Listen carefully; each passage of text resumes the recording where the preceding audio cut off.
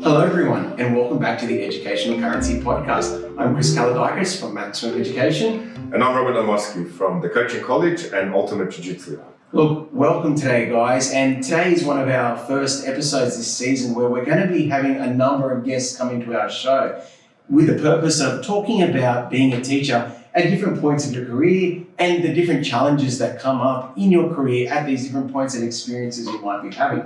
And today we're starting off right at the beginning, and today I would like to welcome Miss Alannah Gebron. Welcome. Thank you for coming on today. Thank you for coming on our podcast. Okay. And look, we're going to start off nice and easy, Alannah. So give us a bit of background. Tell us about your educational journey so far. All right. Well, I went to high school at St. Ursula's College in Kingsgrove. So that was an all-girls high school. And then once I graduated from there in 2018, which was like over 5 years ago, I then went to the University of Sydney where I completed a double degree with a Bachelor of Education in Secondary Mathematics and a Bachelor of Science. So I had to choose two teaching areas. My first one was maths, and then my second teaching area is geography. And then once I did that, which was a 5-year degree, I then went straight into teaching, and that's where I am now. So I have a full-time job, and I'm 3/4 through my first year of teaching. And that's Wow, congratulations. Yeah. Quite an accomplishment, especially to come straight out of uni and into the teaching. And I'm lucky enough to have met you there. Yeah. And you're pretty fresh, aren't you? You're 9 months out into your first year of teaching. And look, as Rob mentioned, he's worked with you. Yeah. And from what I've heard, you actually are off to an amazing start, just with decisions being made with longevity in mind in what you're getting involved in. And that's a bit of what we want to discuss about it today a bit. So look, let's go now to what's kind of brought you into teaching. So what kind of motivated for teaching to be your pathway? Were there any mentors, what experiences? Yeah, so I'd say for me, I kind of always looked at the role of a teacher as someone who kind of nurtures their students to build on their knowledge and also their self-confidence. So I kind of wanted to have a job where I had the role to be a mentor and to guide students to help them for their future. Because at the end of the day, high school is setting them up for their future. Mm-hmm. And I wanted to have a job that was meaningful and would provide me with a rewarding and fulfilling experience. And I just thought I wouldn't get that anywhere else besides being in the classroom with students that I could help guide. And for me, I did have a teacher at my school that was kind of the person who I'd say inspired me to become a maths teacher. So it was my teacher in year 11 and year 12. Yeah. I always kind of liked maths, but it wasn't, I wouldn't say it was my dream to become a maths teacher. But going into year 11 and 12 where I had my maths teacher, I guess I kind of always doubted myself with my marks and everything. Like I would do pretty well, but I always kind of looked at the negative. And for me, I feel like my year 11 and 12 teacher, he was the one who kind of instilled possibility in me. He had confidence in me and he believed in me, which kind of made me believe in myself as well. Wow. So for that, I just, after knowing that and just, having that type of experience, I felt like I wanted to give that back to other students as pay well. It forward, eh? Yeah, basically pay it forward. Very, very impressive. Teachers creating teachers. Yeah, exactly. Yeah. So for me, I say he was my inspiration in wanting to become a maths teacher. And here I am now, maths teacher. So was there, just for students in high school, was there a particular character trait that inspired you about him? Yeah. Would you pinpoint it down to one thing, or what was it that, as a teacher, made him so inspirational and a role model for you? I just say the fact that he was always so positive and he actually believed in us. Mm. As a class, I'd say we had a good class culture where we were all we all worked together, and he was the one who kind of instilled that in all of us. Mm. And so because we were working as a team, and he would always say things that would be he'd be really positive with us when it came to what we were good at, and he was good at expressing that. So he kind of helped build that confidence, which made me feel good. And it was I can do this. I am good at I am good at maths. And I guess it was just that feeling, the fact that he was a genuine teacher. We trusted him, and he, I guess. Yeah, it's good. From what I'm gathering, he created an environment where you worked together. Yeah. And it wasn't a destructive competitive environment. Someone trying to chop someone down for the better mark or for the better position. And that, when we've had previous teachers in the past, for example, like Nick and Simon coming in. Simon was a principal and Nick was the coordinator of Sydney Catholic Schools for English. They said the same thing. Your teacher had the passion, the drive, created that environment of learning, etc. So what's one characteristic from him that you bring into your classroom? I would say, what would I say? I would say the fact that he was just so genuine and positive with us. Like, if we didn't do so well, it wasn't like he kind of looked down on us or anything. He was like, all right, how can you do better? What can you do? Just the fact that he believed in us and he actually cared. And knowing that he cared was a big thing. Yeah, absolutely. Yeah. And you bring that across into your classroom as well. Definitely. That's the one thing that, what I try to do, and I hope that I do that well. Look, it's good, and I can see that, you're trying to keep his identity confidential, but we have to make sure we share this episode with him, because it sounds like he's a great teacher, okay? We'd like to have you on the podcast. We'll get you there. But it's, just knowing for any teacher that awards what they do for their students, and then obviously, they pay it forward, and that positivity is infectious, isn't it? Definitely. And then you get to use it in your class as well, so that's great. Well, look, let's now focus on your first year now. How has your first year compared to kind of what you learnt at university? Has it met expectations, or has there been a bit of stuff out of left field? How's it felt so far? Well, I'd say it's very different to just being at uni. Like, that's why it's good that you have placements, so you get that experience actually in schools, because a lot of the time you're just reading off articles and from other people's experiences, but it's not the same like when you're actually in it. It's very different. So I'd say it definitely has exceeded my expectations. I love it. Like, it's been great. And I think I owe it a lot to the school that I'm at. I think I got really, really lucky with the school that I'm at. In terms of like the staff and the students, I've had a really positive experience. I'd say it has exceeded my expectations. One thing that I kind of always expected the fact that it'd be a lot of work in my first year, but I did find it challenging at the start to kind of balance personal life and my work life, because I felt like after work I was always lesson planning, and even on the weekends I was continuously lesson planning. So I did find that something a bit hard to juggle with, and I was thinking to myself, is this the way it's always going to be as a teacher? And that was something I was a bit worried about. But over time, I've kind of learned how to deal with my time and to manage it better and be more efficient and effective with that. So in terms of that, I would say that it's met my expectations. It's a little bit different actually going in there. So you have these expectations and they were met, but it's different when you actually experience it for yourself. Yeah, and it is good that you identified the work-life balance, because it does have a big dropout rate teaching, and that's one thing you've got to get on top of. What supports you with your well-being, that you have a life outside of school, and you're not taking home any dramas or too much work or anything like that. So that's great. Having the team around you, like that's the most important thing. I think just mentioning the other two very experienced teachers we had, with Nick, Mr. Boszkowski, he said the same thing.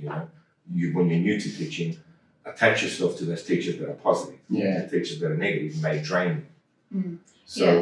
So in your experiences, how did you find the teachers around you? The teachers around me, they're the reason why I've had such a positive experience. So I got really lucky with the maths department at my school. They've all been so supportive and so helpful, and it definitely wouldn't be this way if it wasn't for them. They've helped me so much, and that's why a lot of first year teachers I know would feel that pressure and that stress, but the staff at my school have really helped to ease that, because I know that they're there to support me and I can ask for help, and I'm not really scared to ask them any questions whether I think they're dumb or silly. I'll just ask them and they're there to help me. That's right. The only dumb question is the one you don't ask. Yeah, exactly. Plus, it was good when you came in. It was a well-balanced department of males and females. Yeah. And you did have that female staff of the Yeah. head teacher being a very experienced teacher, as well as you got another 2 female staff of that were actually there for you, which is very important. Plus, they're very caring people. Yeah. So it was quite the gauntlet. It was good because I also went, like, I can go to different people for different things because there's such there's a good, range of different types of personalities and characteristics as well. So and you kind of learn different things from different people, and some things will connect and some things won't. Yeah. That's how you kind of cultivate yourself in your first few years. Yeah. So you've definitely got the right idea there. Now, we've mentioned maths department. Maths department's the best apparently, okay? Let's bring it to I maths. didn't say it, she did. But let's focus on maths now. What makes maths great? What makes it your passion? And as you said, you're mathematics and geography trained. What kind of led to being maths? And it sounds like you're enjoying teaching mathematics. Yeah. Why is it great? Tell me as a non-maths teacher. Well, I think maths is great, not just like putting the content aside, because some students will look at the content and be like, oh, I don't really care about this. When am I going to use this in everyday life? In my future, I'm not going to be an engineer. I'm not going to be this, so I'm not going to use it. But the good thing about maths is that it's not just about that content. It's the skills you learn from that content. So, for example, problem-solving skills. And the fact that those types of problem-solving skills, they promote and encourage critical thinking. And, if they're doing a challenging question, it helps build resilience. If you get something wrong, how can you go back and look at it and see, what did I do wrong? How can I fix this?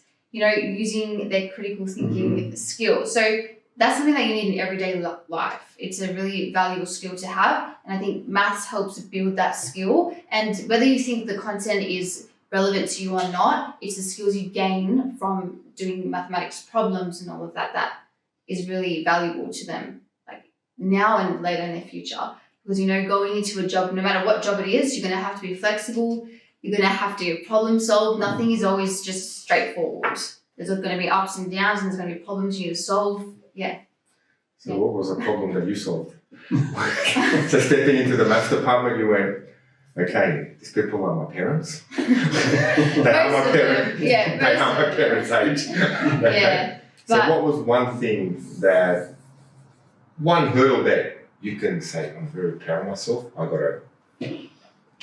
Yeah, I would say behaviour, right? Because with the boys at an all-boys school, which is very different for me because I went to an all-girls school. Yeah. I've only really grown up around girls as well because I don't have any brothers. So for me, it was like a whole different world. Wow, so to me, I was kind of thrown into a new world that was very different. I've only really been around a lot of girls. All my cousins are girls, most of them. So it was very different. And for me, that's something that was new and something that I had to learn how to deal with. And in that case, I guess I had to try and figure out what works best for the boys. How can I manage their behaviour? Because they have a lot of energy and they're really enthusiastic. But how can I work with that in a positive way to, ensure that they're getting the best and the most out of the lesson? And that's phenomenal. Yeah, it is, and it's true. There are differences, aren't there? It is something you've got to adapt your mindset to. That they're going to learn in a different way, and energy. It's funny because my story is actually a bit reverse. I went to an all boys school, and then my first job was in all girls school, and my panic was the quietness. I was like, I had no idea what was going on. Yeah, it's very different. But stuff was still happening, but I wasn't picking up on it. Yeah. So there are definitely challenges. Yeah. Let's have a look at your classroom then. What does Miss Gebron's classroom feel like? What does it look like? What does it feel like? I'm walking in there. What would I expect? I think it depends on the type of students I have in the class. So it depends on the mix. I'd say every class of mine is very, very different. Yeah. And it all kind of depends on those students. So I'd say for my class, it's a space that I hope is a safe space for all of them. A place where they can feel comfortable to ask questions. And, whether they get something or they don't, there's no silly question. I'm always there to help. And I make sure that they can come to me for anything. I always make sure I go around to every student in the class as they're doing their work and ask them how they're going. So I'm just constantly checking up on them. So I'd say that my class is a class that is supportive, a place where my students can work together also as a team. And, they don't see each other as different or that's not my friend. We're all together. We're working together as a team. And they can really come to me for anything. That's great. You really set those. That's the teacher you had in year 11 and 12. It sounds like you've really modelled on him, which is great. Really good to see. Especially someone having such a positive impact on your life, and then you're bringing those elements that helped you get to where you are. Now you're passing them on. So, what would be any negative incidences that you would like to warn people stepping into your position? What would you say was the one thing? Because it does have a high dropout rate, and we're super grateful to have you because I've seen firsthand you've done phenomenally well. It's almost one of those things where if we can get more young people like yourself that are starting the profession to do what you've done, we wouldn't have such a high dropout rate. How did you find out about the job and how were you so successful? All right, so in terms of how I found out about the job, there's actually a website, which I've forgotten the name of, but there's a website that I think most teachers know about it. Teachers on Net? Oh, that's what it was. Yeah. Teachers on Net. I went on that and I basically put in, I think you can put in preferences of what you're looking for. So I looked up mathematics teacher and there were a whole range of positions that were available. So I basically just applied for all of them. And with my resume, it's something I had been working on for quite a while. So basically all my past jobs that I did in high school and outside of high school, I made sure I put those in. I put in what school I went to, my ATAR, and I wrote a bit about myself. So that was my resume and I just kind of applied, I put that. I also personalized it to each school. So I did change it depending on the school that I was applying for. So you did a bit of research on the school you were applying to. Yeah, and because you also have to put in a cover letter. So with my cover letter, you have to make sure that it's personalized towards a certain school. So you're not just putting in a generalized one. You do formatting as well, colour scheme and formatting as well. Yeah, that's a big thing right now. Jobs too. Yeah, I made sure it looked professional. There's a lot of Google Docs and even Word docs. There's templates that you can use to make it look really good too. So I did all of that and I applied for every single one, and then I got a few interviews at different schools. So I just went for all of those as well. In terms of preparing for the interview, I guess I just kind of looked up on the internet the type of questions they might ask me. Yeah, absolutely. So I just came up with some dot points for myself. And then most of it I was just I'm just going to go and just be myself in the interview. And that's what I did. And I got the job at this school. Did you have any other offers or was it just... Yeah. So, I did. So what made this one? So we're glad to have had you. Absolutely. I don't work there anymore though, but it was a great place, and it's still a great place to work. So what stood out about the interview with Simon? I would say, with Simon and the coordinator. I would say, if I had to compare it to the other interview I did, I'd say the type of questions they asked me and the way that Simon kind of went about the whole interview, I just kind of had a good feeling about it. So the way he gave his questions, I liked the type of questions he asked me. To me, it made me feel like, he as a principal knows what he's doing. And they also reassured me that as a first year teacher, I would get the support that I need, because that was something I also asked. I asked about what type of support would I get as a first year teacher, and all of that type of stuff. If I compare it to the other interview that I had, I'd say there were questions I didn't really, connect with as much. They were two very different interviews. And I felt that the interview with Simon, I just felt there was more of a connection to the school and the values of the school that I liked. Yeah, great. He's a professional, isn't he? Yeah, but it's pretty good. This is very important. I mean, your job interview, whoever's interviewing you, more than likely is the principal or the coordinator. And they're the ones that will be the boss. Yeah. So if you get that, little bit of a military and doesn't seem to be of a caring nature, well, where are you stepping into? Whereas like you said, with Simon, I'm assuming Kate as well was in the process. Yeah, and even Kate as well. Even because they were asking me a bunch of questions and then I asked some of my own questions at the end. And I liked their responses. And I could tell that they were good people. They cared about, they were enthusiastic about their own jobs.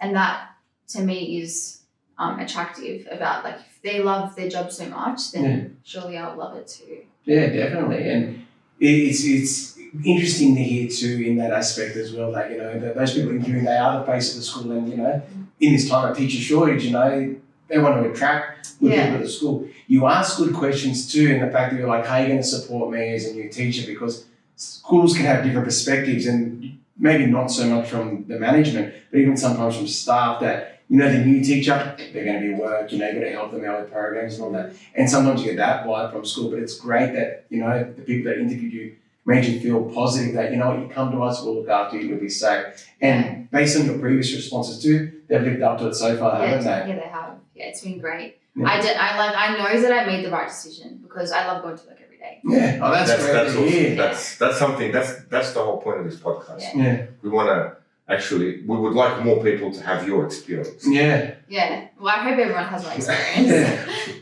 Well, that's a new point you've actually brought up too. We haven't actually heard much about the interview process and how influential it is, and I find that rather interesting. And that's something that school management needs to take note of as well. If you want to attract good staff, you really got to put your best foot forward and make them feel cared about and supported. Because in reality, you're both being interviewed. You're not just interviewing. You're not interviewing just for the job. You're interviewing the principal and where you're working as well. Yeah. So the interview is a 50-50 split.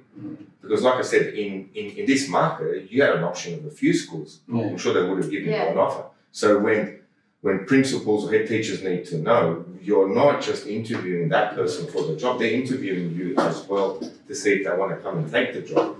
And that's the type of market that it is now. Yeah. And sometimes if the teacher's been in the workforce a little bit too long, they think could have been like 20 years ago, but people are begging at your door. Yeah, no, I'm going to find the person with more experience and they'll be right. able to handle everything. So it has changed in this day and age. Yeah, teachers that have moved on with that change and have that more caring approach, you will attract the right people as they have. Yeah. So well done on the interview process. Thank you. So after the interview process, what happened? What did you feel like? Okay, where am I going to? So what was your feeling like? Like they said after the interview, or once they told me? Once they told you got the job. Oh, I was really excited. I remember I got a phone call from Simon, and that's when he told me that I got the job. And it was a good feeling. I was really excited because I knew it was also going to be something really different for me. So I couldn't wait to start. Then starting day one. Yeah. Good points, bad points. What happened? Well, the first day was a day more with just staff. So I guess meeting all the staff, everyone was really friendly and, welcoming. So that was a good thing. My first day with the students, I was definitely very nervous. I was very, very nervous for that. It was a whole mix of emotions. I was nervous. I was scared in a way because I hadn't taught all boys before. And I know a lot of people would look at me and say, oh, she looks really young as well because I'm just, a new teacher. Yeah. And that can be a bit scary because I don't know how the students are going to respond to that. Are they going to take me seriously or not because I look young? But I was really excited at the same time. And I guess once I went into my first class, and I guess you just kind of fake it till you make it, Right. I remember that's what my teacher back at school used to tell me, fake it till you make it. So I just had that in my mind, and I was like, just go in, act confident, act like you really do know what you're doing, that you didn't just start. And that's basically what I did. And once I went through my first lesson, it kind of put me at ease, and I was like, oh, this actually is not as scary as I thought it would be. And over time, it just kind of got easier and became more natural, standing up in front of the class and so on. And you had quite a crazy start too. So if I remember correctly, you're on the Year 17. Yeah. And that means you had to do a lot of orientation programs. Yeah. And that. How did you find that? Because obviously, once again, uni kind of prepares us for, the teaching and the academics and the behavioural stuff too. But then the craziness of school, that stuff, in your first year, how have you adapted to all those special projects and things we do for different year groups? Starting off with that Year 7 orientation program, that would have been something very new to you.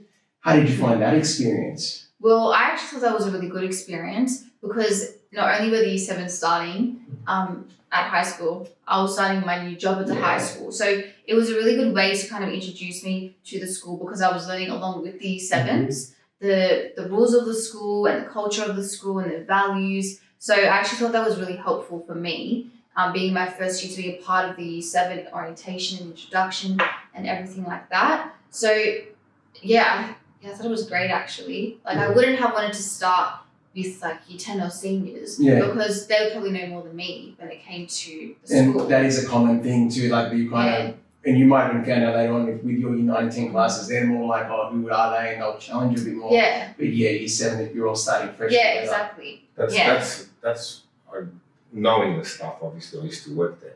That's the whole point of you grab a new teacher in and okay, where are her strengths? What's the best place for me to start? And that they did that really well. Yeah. And then you have someone who not just did that, as the maths team did that for you, you accelerated with that.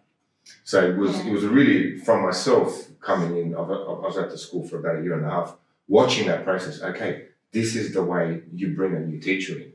And it was really good to see, especially with the maths department, you know, watching how, okay, like it's a young teacher, it's a female teacher at a boys' school. Yeah. Okay, there's certain aspects we had to be careful of. Okay, year 11 and 12s, okay, not now. Year 7s, okay, hone your craft, get that classroom management down pat, which, you know, you've obviously done really well, and especially in a school full of 30 kids. What our class is like 28, 32 in a class, you know, and it's not an easy feat. Anything you'd like to give advice to, especially around the classroom management, because that seems to be the biggest pitfall. Yeah. Well, I'd say what works with the boys at my school is, well, I remember Simon actually said to me in the interview, the boys thrive off routine and structure. So for me, to help kind of manage the behaviour, I guess it all starts off with how they enter your classroom. So a lot of the teachers did give me advice, even the assistant principal. I asked her for a lot of advice on what I should do when I start with the boys in terms of behaviour management. And I was told what works best is if the boys line up outside in 2 lines, make sure that before they enter the classroom, they've calmed down because they might have come from recess or lunchtime. So you don't want them coming in, you know, all like crazy, I guess. Yep. So you make sure that they're lining up properly, and that's something that I've kind of stuck to, because the times when they didn't line up properly and they kind of just let them in, that's when I know the lesson just did not go to plan. So you actually felt it through experience. Yeah, I definitely had both experiences. So they'd line up, and then when they're ready, I'll say, all right, I'm ready for you. And then once they're ready, they come inside. And the first few times I did it, if they did not come in properly, I'd make them go outside and do it again, until they did it properly. The boys didn't want to keep doing that. So like by the 3rd time, they're like, okay, let's just enter quietly and stand behind our desks. And then I would greet them. I'd say good morning or good afternoon, Year 10. And then they'd sit down. And sometimes what I do, especially when I can tell they're really like not ready to just be sitting down and doing work, I'll even say a prayer at the beginning of the lesson. And I noticed that actually really helps a lot. It helps calm them down. And the times that I haven't stuck to that and I haven't been strict with that, and I'm just like, all right, boys, just come inside, it really sets off the whole lesson. Yeah. So I've noticed that, and I know now I have to stick to the routine at the beginning of the lesson. That's great. Yeah, well, it's foundational stuff, you know. Yeah. These little things, they do assist in the class. So yeah, having routine and obviously having been planned for your lesson and what you're going to go into. You've also mentioned too that you have to kind of be different for the different year groups as well. Yeah. Like you said, and with what you said before about Year 7, you'll find you'll always have a good attachment with that year group because you are the group that started together. Yeah. They'll have a special place with you. But then, as I said, we're talking about like maybe Year 9 and 10 class. You also had to teach Year 12 as well this year. Yeah. What were the challenges there? Because they would have been slightly different, I imagine, as well. Yeah. Well, I had a smaller Year 12 class, and I took on the Year 12 advanced class. Yeah. So I'd say the challenge with that is not behaviour management. They were actually a very good class. They were very quiet, actually. So the challenge was more the content for me, especially because I missed the whole year 11 with them. And I just went straight into Year 12 with them. That was a challenge for me. So for me, it was a lot of preparation. It was a lot of going over the content before the lesson to make sure that, I also was really confident with the content before I went into the lesson. So yeah, the challenge was content in terms of Year 12. And look, that situation is an anomaly too. Like, it is very rare for a first year teacher to be putting the Year 12 straight. Like, even speaking from my own background, I probably didn't get year 11 until about maybe 3 years in, and then progressed up into Year 12 too. So that's a testament to your hard work and the faith that they had in you. And from what I hear from the students, you did very well. Yeah, thank you. Yeah. Thanks. It was very intimidating though. I've said and it would first, I was really scared and I was really intimidated and I was like, oh my gosh, I have to teach Year 12 advanced. Then that's the big advanced. It wasn't standard. I'm like, hey, you're right in the deep end. Yeah, I was thrown into the deep end, but then I thought to myself, I'm gonna do it because if I just jump into the deep end now and do it my first year, I know that after that it's gonna be so much easier. So I'd rather just do the 100%. I know once your notes are prepared, next year rolls over the same again. Yeah, and you become an expert at teaching that. Yeah, and I had the support also, from Rob and from Kate, the coordinator. They helped me so much with Year 12. And I wouldn't have been able to do it if it wasn't for them helping me. Yeah, but it's a testament to you too, Alannah. It ain't easy and you swam with it. And what he was as a more mature teacher, you actually approached us. So we'd walk into the classroom, here she is, what about this content? How do you do this? How would you teach that? And we're naturally teachers. You want to teach. So you're teaching a classroom, you're teaching in front of you, you've got a student that you would have been one of your students. You could have easily taught this person in a class a few years back in high school, year 11 and 12. Here they are as teachers. And they will we just naturally just fit into that so easily. So as a new teacher, exactly what you did was fantastic. Walked into the classroom, there's this question, how would you do with that? Okay, let's sit down, let's try and work it out together. And it was great, really crafting your skill. And that's the one thing, for example, that came out from you really well. We're walking into the classroom, here you are, and you watch the person, okay, how's she going? We all talk, all the senior teachers talk. And it's like, she's asking questions. She's really putting in that effort. And you may not think teachers notice, but they really notice. Especially a new teacher walking in, all eyes are on you. And it's just a question of wanting that new teacher just to put that effort in, having that passion. And well done, congratulations on that. And again, you're a young female teacher moving into an all-boys school. I've got to hand it to you. You handled it very well. There is no deeper end.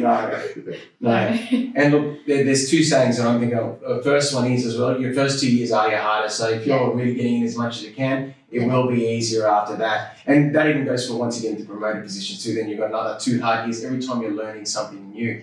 The other one that your classroom strategies make me think of too, there's a saying that you should never smile before Easter.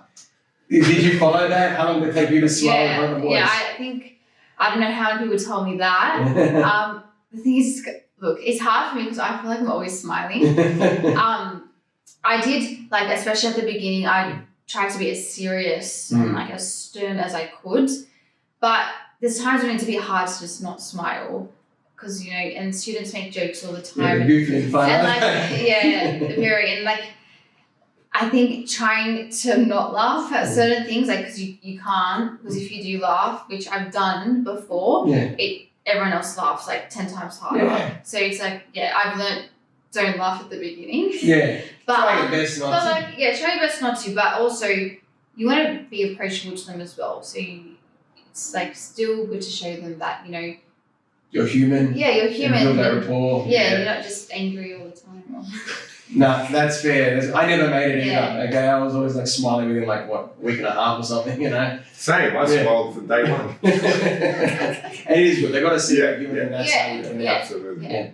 Outside mentorship from the maths department, have there been any other supports that have helped you gravitate into your first year as well? Has there been anything else that's been really helpful to you in this first year that you could mention? I would say, because I have a Year 7 homeroom, so the Year 7 coordinator, she has helped me a lot as well, in terms of how to do with behaviour and like being there to back me up when like there's an issue, and I will go to her and I say, what do I do in this situation? So in terms of behaviour and how to deal with them, she's been really helpful as well. She's a gun. Yeah, that's good. Yeah. Yeah. That's excellent. So finding your wellbeing supports as well there too, and on that side as well. Yeah. And then in relation to just preparation and all that, any strategies that you've taken on that have helped you plan for your classes? Like, so how did you get ready for these classes? Like, obviously you liaised with the department, but like in relation to like lesson planning and programming, how did you work around that in your first year? I kind of struggled with it at the beginning because when you go to uni, you have to create very detailed lesson plans, like extremely detailed. And for me, I think I started doing that, but then I was like, this is not really realistic. If you have like 4 periods in a day, how can you? It's not feasible. No, it's not feasible. It's not realistic at all. So at the beginning, I was putting a lot of pressure on myself to do these lesson plans. But then I started to realize, you know, I do go in with a plan for all of my lessons, but I became more efficient and effective in the way that I wrote my lesson plans. And I guess looking ahead of time, so looking at your scope and sequence, so you can see what's coming up. And I also went a lot to the teachers in the staff room, like in the maths department, and I just asked them, how are you going to teach this? What are you doing for that? And a lot of the time they would share their resources with me, so that would take a bit of the load off at times. Yeah. And I think Alannah made a very good point there too about the amount of pressure you're putting on yourself to do these lesson plans, because that's what you're taught at uni and you thought that's what's going to happen. But then I think new teachers need to hear that your first year, it is a lot of survival, and then if you can get resources from peers, that's great. And you don't need to be giving these distinction level lesson plans. As long as you've got some points that will guide you through each lesson, like that's great advice from teachers. 100%. I mean, when you step into class, your first day at work, what they've taught you at uni, just forget about it. Don't bother. I'm saying it first. We do support tertiary education here. We do support tertiary education, and we'd actually like people to teach it that are teachers. We need to get someone here to speak up for it maybe. We'll get someone. And the stuff, being a mature student, going through that stuff, going, okay, will this really work in a classroom? Yeah. Like how are they going to step and produce these complicated, detailed lesson plans with all these scenarios that are going to happen and every little bit of minute accounted for, when I knew going, okay, this isn't right. The lesson plan is more stressful than the actual lesson. Yeah. You know? Yeah, honestly. You must have experienced that too, not even just in your first year, but even at university. Yeah, at university. When they're teaching, but then you're doing your pracs as well. Yeah. Like, okay, I mean, you start to realise when you're doing your pracs, you're like, these lesson plans. I mean, you have to do them, all your pracs, but you're like, these are not realistic. Yeah. That's something that university need to maybe overhaul or really look into, or just ask head teachers for their advice. Yeah. Because there's nothing like feet on the ground, hands on. Yeah. And if you are in front of a classroom, say 5 or 10 years, you've lost track of what's happening. Yeah. And don't get me wrong, university has its place. You do need that 4-year degree to mature. Yeah. You know, your brain grows, you learn to do the research, you learn to write in a sophisticated way, you know, to update yourself. Yeah. But then I do believe that actually the last year needs to be catered for around getting into the profession from people that are in the profession. Well, you're right, because my toughest year I felt, not academically, because obviously there's challenges of the way, but 4th year was just the most struggling year because you are a bit wiser because you've done all those pracs as well. I also remember too that probably the lecturers and tutors that I connected with better were the ones who were still part-time teaching and were more removed. And it's funny, you can sense that, isn't it? Yeah. Now, we mentioned success a lot of time. So far this year, what would you say is your biggest success? What is the thing you're most proud of so far? I think I'd say getting through year 12. Yeah. Getting through teaching year 12 advanced, that has been my biggest success. Yeah, 100% that would be the amount of challenge you would have had thrown right in the deep end. What would have been like just them finishing the course or seeing the marks they got or the connections you made? What would be the parts you would say like was rewarding about that? It was just rewarding to see them you know, when they get their marks back and they were actually, like, they've improved since the last exam, they're like, wow, like, I did so well. And yeah, like, just seeing them, I guess, grow in that sense, that's, like, really rewarding. You know, it's their last year, you know, they've got only one more exam left, their HSC, and then they're done, they're out in the real world. And yeah, that was really rewarding. No, that's great. No, it's excellent, you know. And year 12, it's a big rite of passage, isn't it? You know, you feel like you're on that journey with them. And once again, in your first year too, more so than ever, you know. Yeah, absolutely. The way you remember your teacher, they'll remember you. Yeah. So that's the thing you got to understand. And being the age you are, make sure it'll be uncomfortable when you send in nightclubs.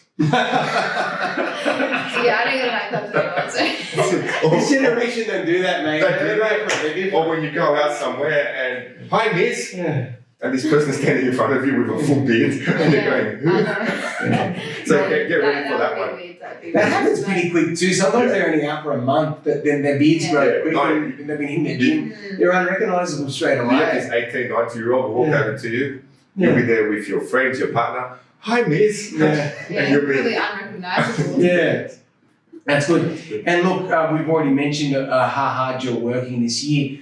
You've also made sure that through mentorship and a lot of the programs the school are running, that you're preparing for the future, like that you've got aspirations going in that direction. Would you like to fill in our audience on some of the things you're doing that are like, you know, planning ahead for like higher levels of maths teaching and that? Like, what are some things you're doing right now?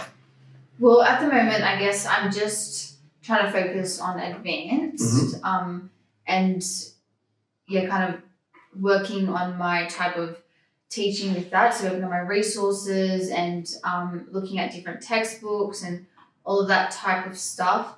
And I do have goals like for the future to then move on to extension and then and so on. So at the moment, just for now, I'm just focusing on advanced, but I know that in like the next few years, I'll start I'm going to start preparing for extension so I can start teaching that as well. And look, and if we've already seen in Rob's case too, once you kind of have that under the belt, you have so much flexibility in teaching. Like schools, they scalp you, don't they, Rob? They come hunting for you. It is for any maths teacher out there.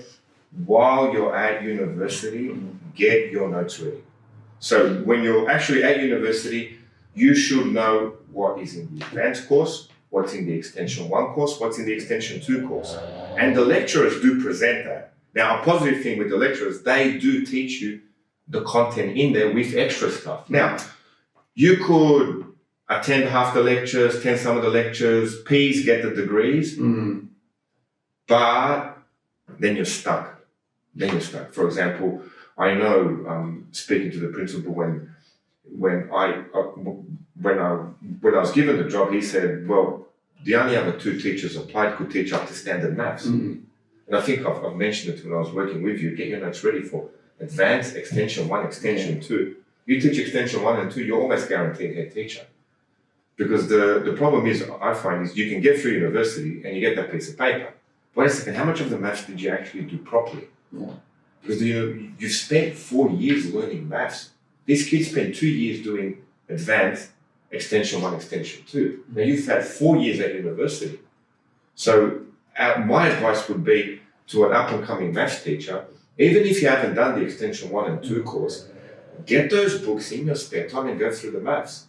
And then you are on it because teaching is your passion and you will be able to teach, God willing, you'll have that classroom management. But then having that content as soon as you step in, out of university, you're way ahead. Yeah. You are so far ahead of everyone else coming out of university, you could almost pick the job where you want to go to. And you mentioned too, it's not just about like what school you want to be at, but it's also, if they want to lock in an extension teacher, well, they're going to probably offer them an assistant position or a coordinator position absolutely. To lock you in at that level. So that's great. And that was the great thing about you. All right, she's teaching advanced, but she's asking questions. Yeah. She wants to learn. She wants to further herself. Because like I said before, you're in a 4-year degree learning maths to be a maths teacher. And I know at university, they will go beyond what the Extension 1 and 2 course is. And all you have to do, as soon as you start teaching, is know, what will I be teaching when I'm at school? Okay, there's the standard course, there's the advanced course, there's the Extension 1, there's the Extension 2 course. On the Extension 2 course, we were joking with Mr. Brushkovsky, imaginary numbers, etc. That episode just came out now as we were filming this. And yeah, there they are, complex numbers. Yeah. The lecturer's presenting them. Oh, they're in that part of the course. You know, you could look at networks, for example. Oh, I did advanced maths, I haven't seen networks. Wait a second, that's in the standard part of the course. And as you're at university, slowly prepare those notes. Mm-hmm. And if you do, sky's the option in teaching. Yeah. Absolutely. Yeah. So my question to you, obviously, you know, you stepped off on the right foot. You know, you're this motivated person. It was great having someone young with all that energy coming in, passionate about teaching. Would you see yourself in these future roles of head teacher? Maybe well-being, assistant principal. Look, I don't think well-being is something that I would be interested in. Maybe like assistant. To be honest, right now I'm just kind of focusing on like being in the classroom. Just being in the classroom, and I don't know really what the future like holds. I'm just going with the flow. But you're a young, motivated person. Yeah. You are preparing your work. Yeah. You do come to work motivated to work. So there is a certain, you could say, maybe fantasy later on. Maybe I do want to become like Kate or Kathy, etc. Yeah. So it's a good thing. So future head teacher. We're declaring it. We're declaring it now. So when you do become a teacher, we will have episodes of this podcast when you first started. Yeah, I'm sure. So we've booked you in. I wanted to actually go back because we had mentioned all the hard work you're doing, and you said early on that you had to find that work-life balance. And the big thing that we try to really push out to our audience too is you've got to manage well-being. Well-being is everyone's foundation in teaching too, because not just the workload, but then the stuff you're hearing from the young people too, and it can be quite draining. With your work-life balance, what things are you doing specifically to support your well-being as a young teacher? I would say, like, if I had to compare what I was doing at the beginning of the year to what I'm doing now, I'd say I'm actually giving myself time outside of work to just like do things that I like. Like I love going to the gym, and I kind of stopped going to the gym at the beginning of the year because I just had too much work to do and I didn't have the time for it. So now I'm kind of trying to focus more on myself outside of work. So giving myself that time to hang out with my friends and to go to the gym and just have that time out from work, because I think that's really important. And it also kind of reflects on you as a teacher when you're in the classroom. If you're not happy with yourself and you're not giving yourself that time outside of school and outside of work, then you can't really give the students your best either, and they can kind of sense that off you. So it's important to kind of separate that work life and give yourself time outside of work to focus on yourself and do what you like, your hobbies and extremely, like, very true. And you'll find you'll go in waves throughout your career too, where sometimes you do feel overwhelmed and inundated, and life circumstances change. And we'll hear this with some of our future guests who are at different points of their career. Because it's great, because we've got a young female teacher, and then we will have a 40-year-old female, well into the well-being, high up into the structure of the school, managing a family, managing her career, etc. So it's great to see, how does she get her life balance? So at different elements in your time, you meet a partner, marriage, kids, etc. And all that piles on, especially with having that work-life balance, but having that time for yourself. And it comes right back to what you're saying too. You do have to manage your health. Everything you said was true, because even with me, midlife, Not quite, mate. Have you hit 40 yet? Yeah, I'm right on it. Okay. Well, you got to earn it, so we can't.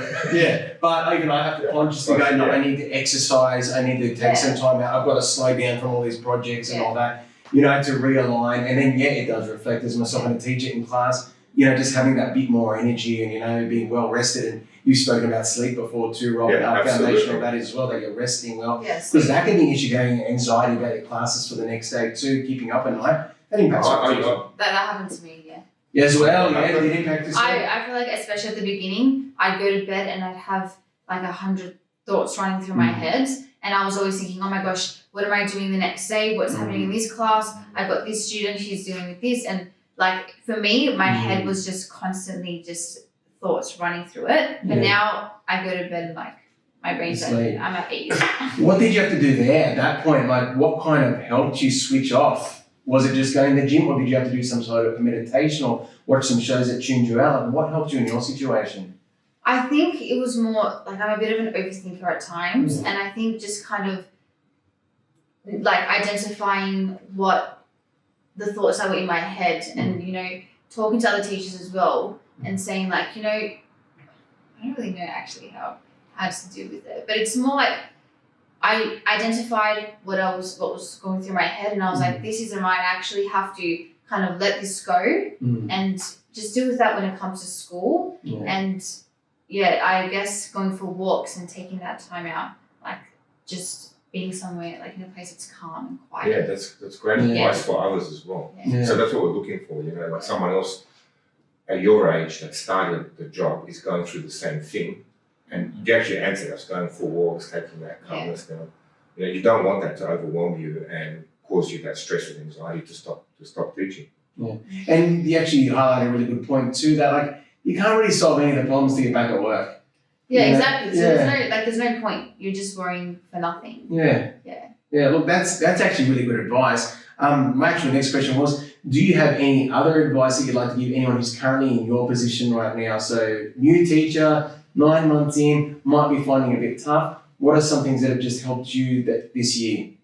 I would say the most important thing is asking for help and seeking advice from like your colleagues. So also like, I guess it depends on the type of people that you're around and the type of people that you work with. But for me, the most important thing was opening up and being honest with the other teachers and just talking to them when I actually needed help with something. Because if you just like bottle it all up and keep it to yourself, then that's when you can feel really, really overwhelmed and you feel a lot of pressure.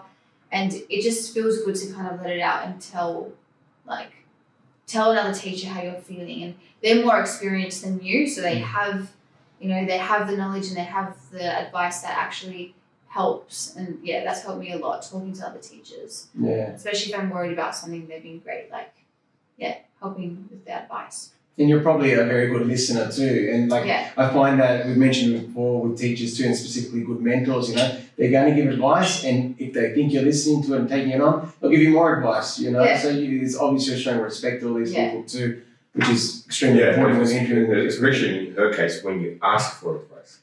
Yeah. Because teachers are teachers, they like to teach, and you approach a teacher, ask them for help. It's in their nature to help you. Yeah, it's great. Thank you very much for coming on. We've got to ask you the one final question. The one final question we ask all teachers when they come on this show. There is someone out there who's thinking about becoming a teacher. They might be in year 12, they might be in another industry and think about jumping over. What could you say to them to bring them into the educational industry? Convince them.